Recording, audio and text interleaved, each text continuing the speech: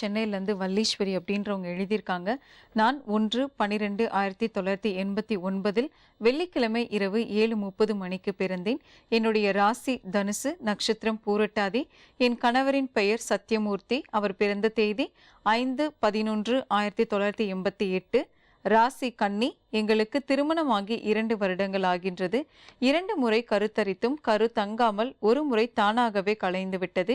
2வது முறை 3 மாதங்கள் கழித்து ஸ்கேன் எடுத்து பார்க்கும் பொழுது குழந்தையின் வளர்ச்சி இல்லை என்று கூறி டாக்டர்கள் டிஎன்சி பண்ண சொல்லிவிட்டார்கள். டிஎன்சி 2016 பிப்ரவரி மாதம் நடந்தது. அதோடு நவம்பர் மாதம் நாட்கள் தள்ளி போய் டெஸ்ட் எடுத்து பார்த்ததில் பிரெக்னென்ட்டாக இருக்கிறேன் என்று பாசிட்டிவ் ரிசல்ட் வந்தது. ஆனாலும் எனக்கு மிகவும் பயமாக உள்ளது. டிஎன்சி பண்ணி முடித்த பிறகு டாக்டர்கள் சில காஸ்ட்லி ஸ்கேனை எடுக்க சொன்னார்கள். நாங்கள் பண கஷ்டத்தால் எடுக்க முடியவில்லை. இதனால் மறுபடியும் ஏதாவது பிரச்சனை வருமோ என்று மிகவும் பயமாக இருக்கின்றது. குழந்தையை நான் நல்லபடியாக பெத்தெடுக்க வேண்டும். குழந்தை வரம் வேண்டி திருச்செந்தூர் முருகன், வள்ளி குகை கோவில், ஐயனார் கோவிலில் தொட்டில் கட்டி போட்டும், குலசேகரப்பட்டினம் முத்தாரம்மன் கோவிலில் 508 விளக்கு ஏற்றி குழந்தை பாக்கியம் வேண்டி பூஜை செய்தும் அந்த மாதமே குழந்தை தங்கியது. கைரேகை ஜோசியம் பார்த்ததில் பல்லி தோஷம் இருக்கின்றது, போக்கினால் குழந்தை பாக்கியம் கிடைக்கும் என்றனர். பல்லி தோஷத்தை போக்க பரிகாரமும் செய்தும் 2 முறை கருச்சிதைவு ஏற்பட்டதால் எனக்கு மிகவும் பயமாக உள்ளது. நான் குழந்தையை பத்திரமாக பெத்தெடுப்பதற்கு நீங்கள் தான் என்ன பரிகாரம் செய்ய வேண்டும் என்று கூற வேண்டும் ஐயா. சுவாமிஜி, இவங்களுக்கு நல்லபடியாக குழந்தை பெத்தெடுக்கிறதுக்கு என்ன பரிகாரம் செய்யலாம்னு சொல்லுங்க. சப்தரிஷி வாக்கியப்படி உங்களுக்கு என்ன பரிகாரம், என்ன பலன் வருதுன்னு பார்க்கலாம்.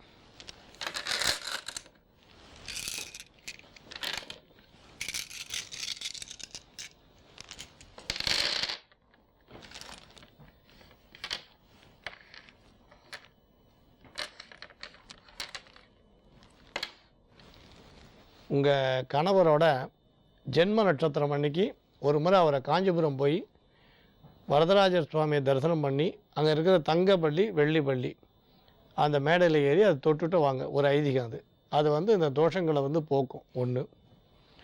அப்புறம் 2வது விஷயம், நீங்கள் இந்த ஏதாவது ஒரு வெள்ளிக்கிழமை அன்னைக்கு, அது தை மாதம்தான் இருக்கணும் அவசியம் இல்லை, மாசி மாதம்தான் இருக்கணுன்ற அவசியம் கிடையாது.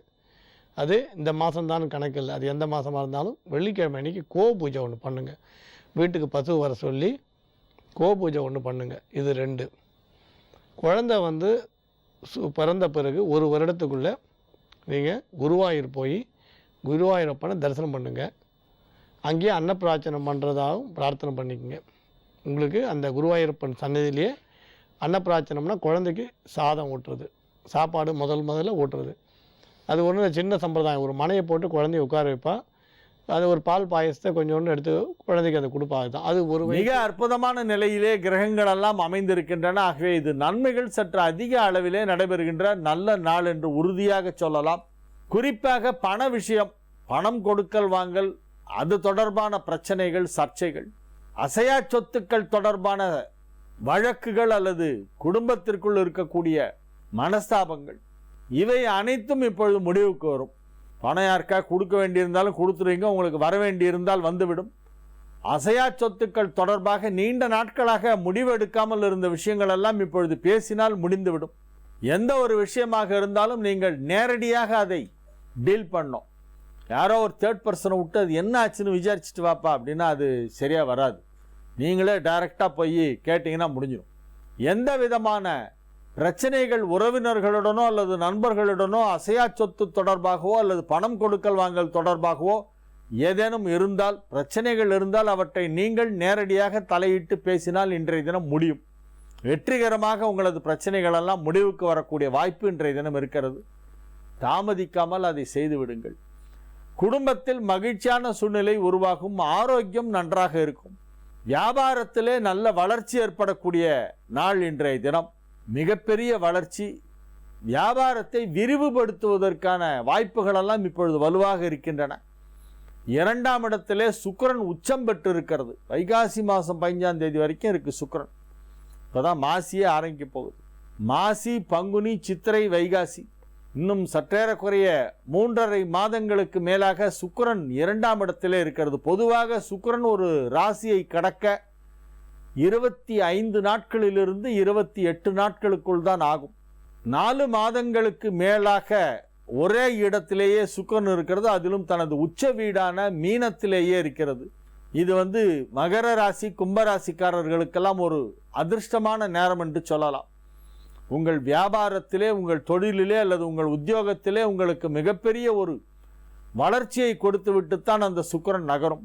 பொருளாதார ரீதியாக இப்பொழுது உள்ளதை காட்டிலும் 2 மடங்கு அதிகமாக உங்களிடம் செல்வம் சேரப்போகிறது. செல்வ செழிப்பு ஏற்படுகின்ற அற்புதமான ஒரு நல்ல நேரம் இப்பொழுது. இன்றைய நாள் ஒரு நல்ல நாள், மகிழ்ச்சியான நாள்.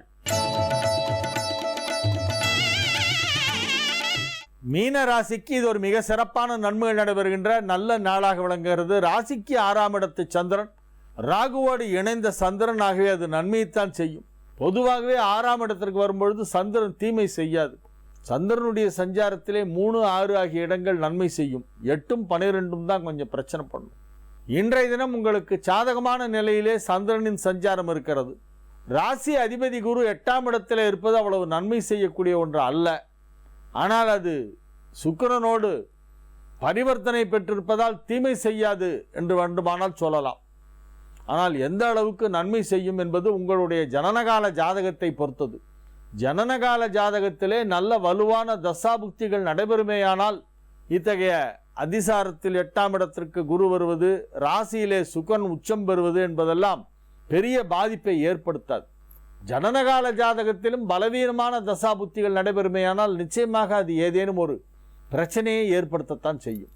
ஜனனகால ஜாதகம் வலுவாக இருக்கிறதா இல்லையா என்பதை நீங்கள் அறிந்து கொள்ள வேண்டும். எப்படி இருந்தாலும் இறை வழிபாட்டிலே கவனம் செலுத்துங்கள். இறை வழிபாட்டின் மூலமாக பல பிரச்சனைகளை எல்லாம் நீங்கள் தீர்த்து கொள்ள முடியும். கோளறு பதிகம் படியுங்கள். வேயிறு தோழிபங்கன் விடமுண்டகண்டன் மிக நல்ல வீணை தடவி என துவங்கும் கோளறு பதிகத்தினை படித்து வந்தால் நவக்கோள்களும் உங்களுக்கு நன்மை செய்யும்.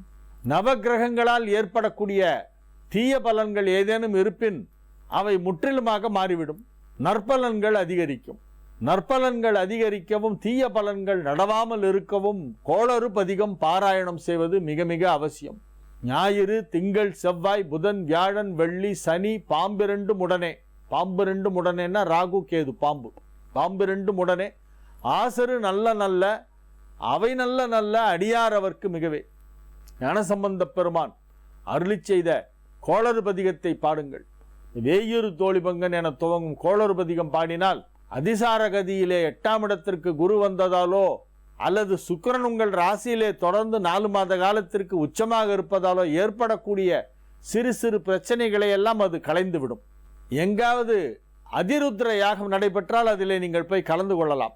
பழனியிலே இப்பொழுது ஒரு அதிருத்ர யாகம் வெகு சிறப்பாக நடைபெற்று கொண்டிருக்கிறது.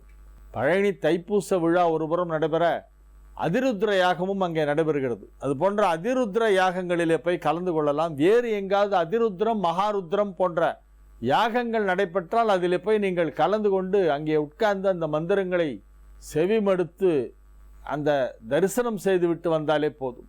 இன்றைய நாள் ஒரு நல்ல நாள், மகிழ்ச்சியான நல்ல நிகழ்ச்சிகள் நடைபெறக்கூடிய வாய்ப்பு இருக்கிறது. 11ஆம் இடமான லாபஸ்தானத்திலே சூரியன் புதன் ஒன்றாக இணைந்திருப்பது ஒரு யோகம்.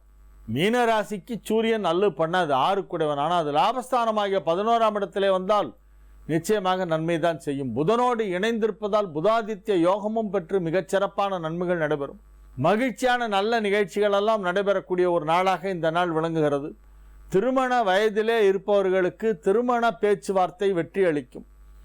களத்திரகாரகனாகிய சுக்கிரன் ராசியிலே உச்சம் பெற்று 7ஆம் இடத்தை பார்த்து கொண்டிருப்பதால் திருமணம் நிச்சயிக்கப்படுவதற்கான வாய்ப்பு இருக்கிறது.